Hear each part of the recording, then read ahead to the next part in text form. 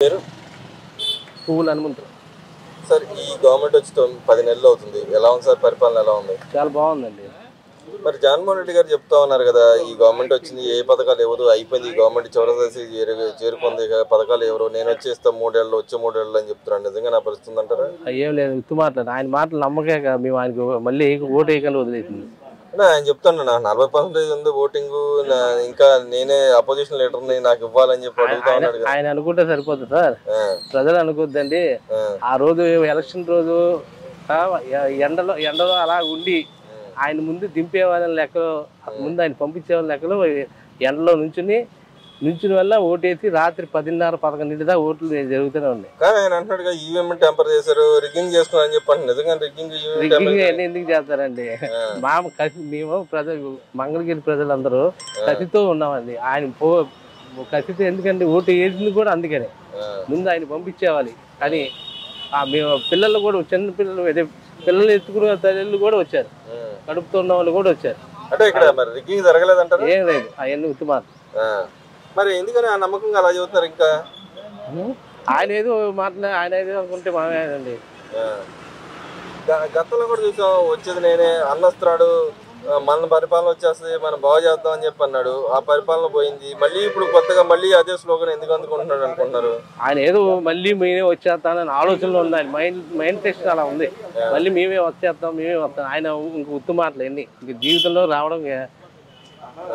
మరి వాళ్ళ చెల్లెలు అంటుంది, నేను వాళ్ళ చెల్లెలు స్వయంగా చెప్తా ఉంది, మీకు ప్రజలు బుద్ధి చెప్పినా మారట్లేదు, నా మీద అబాండాలు వేస్తున్నారు, అసలు నాకు టీడీపీకి సంబంధం లేదని చెప్తాను. నిజం అంటారు దాంట్లో? నిజమేనండి. వాళ్ళ చెల్లెలు గారే చెప్పారు మా అన్నయ్యకి ఓటు వేయద్దు అని.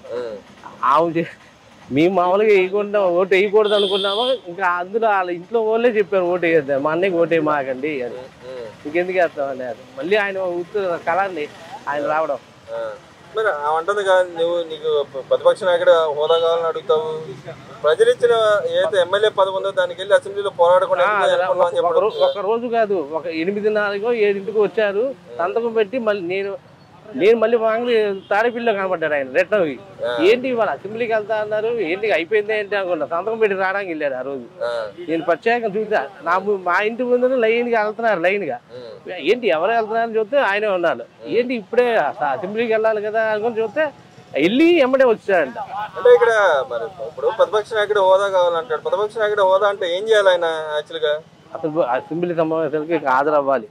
హాజరయ్యి మా వాళ్ళు ఏం ఈ ప్రభుత్వం ఏం మాట్లాడుతుందో చూసుకుని దానికి మన దగ్గర ఏమైనా సమాధానం ఉంటే చెప్పడం, అది చెయ్యాలి. అంతేగాని రాకుండా వెళ్ళిపోతే ఎలాగండి?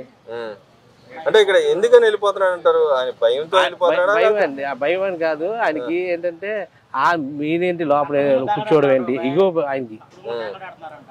ఆ ఇగో మూలనే వెళ్ళలేదంటారా?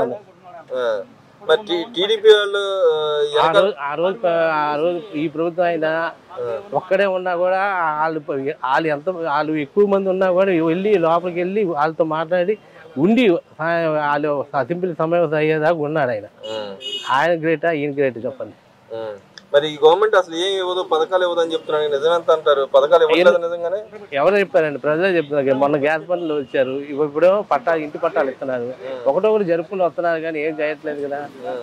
అన్ని ఒకటో చేస్తున్నారు, నిదానం చేస్తారు. అంతేగాని ఒకే ఎలాగానే అన్ని అయిపోవాలి, పథకాలు అయిపోవాలంటే ఒకటొకటి చేసుకున్నారు. అప్పుడు డెవలప్మెంట్ చూసుకోవాలి కదా. డెవలప్మెంట్ చూస్తే పైన కంపెనీలు వస్తే మన ఒకటొకటి నెల ఏదో అమ్మఒడి కానీ, ఆ సంవత్సరం తల్లి వందన కానీ ఏదో చేస్తారు. ఇప్పుడు కంపెనీలు ఏదో నిదానంగా రాసుకొస్తున్నారు, ఒకటి తీసుకొస్తున్నారు. అంటే ఈ గవర్నమెంట్ వచ్చిన దాదాపు 1,50,000 కోట్లు అప్పు చేసింది తాతయ్య. ఆయన చేసింది సగం తీరుస్తున్నారు. ఈయన అది సగం తీర్చుకుంటూ మనకి ఈ దీపం పథకం గల గ్యాస్ బండ్లు ఇచ్చి, ఇప్పుడు ఇంటి పట్టాలు ఇచ్చి, ఇక రేపు తల్లి వందన రేపు రెడీ అవుతుంది. ఈ 2-3 నెలల్లో తల్లి వందన కూడా ఒకటి చేస్తున్నారు. అంటే ఈ డబ్బులు ఎక్కడి నుంచి తీసుకురావాలనుకుంటున్నారు? ఆయన చేసిపోయాడని చెప్పి అన్నారు. ఈ గవర్నమెంట్ కూడా మెల్లగా తీరుస్తుంది. ఎలా తీర్చగలదు అనుకుంటున్నారు? ఈ గవర్నమెంట్ ఇంతమంది ట్యాక్సులు పెంచింది లేదు కదా, ఎలా తీరుస్తుంది అనుకుంటున్నారు? అది ఆయన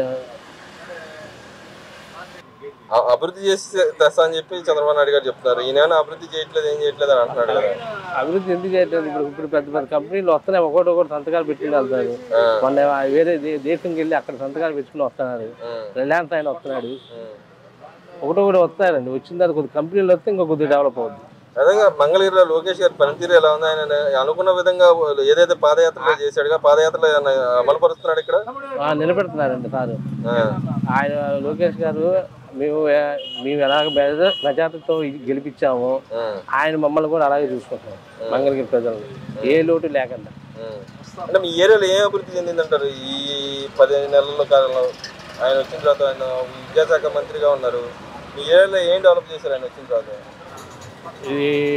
ఇంటి పట్టాలు తెస్తున్నారు. ముందు ఇంటి పట్టాలు ఇచ్చారు. స్కూల్ కూడా డెవలప్, స్కూల్ కూడా బాగు చేశారు.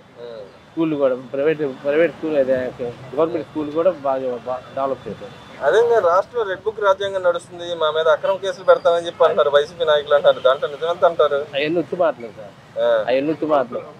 ఆయన రెడ్ బుక్ అవన్నీ ఆయన సార్ ఏదో రాసుకున్నారు కానీ రెడ్ బుక్ అని దాని ప్రచారం చేస్తున్నారు. కానీ ఎవరు తప్పు చేశారో అదే వాళ్ళు పోలీసు వాళ్ళు చాలా తప్పు తీస్తున్నారు.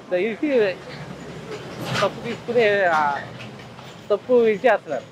ఇప్పుడు ఎవరైనా తప్పుగా మాట్లాడితే వాళ్ళని శిక్షించాల్సిన బాధ్యత అదే లేదు. ఇక్కడ తప్పుగా మాట్లాడి శిక్షించాల్సిన బాధ్యత ఉంది. గతంలో వాళ్ళ నాయకులు చేసిన ఏదో వల్గర్ లాంగ్వేజ్ మాట్లాడిన శిక్షించినా కూడా తప్పే అంటున్నారు. వాళ్ళు అన్యాయక్రమ కేసు పెడుతున్నారు అన్నారు కదా.